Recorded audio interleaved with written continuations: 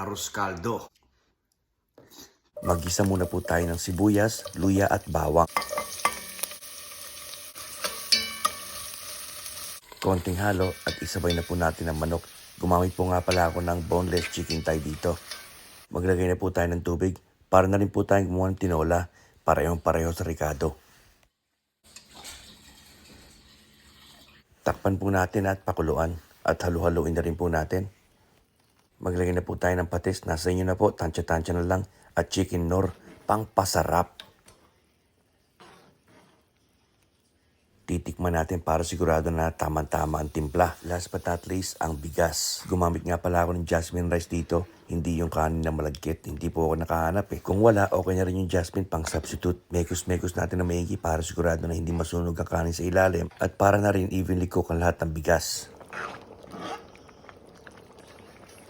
Kung followers natin, ayan na. Luto na po ang arroz caldo natin. Gutom na ako. Maraming klaseng pwede lagay sa arroz caldo.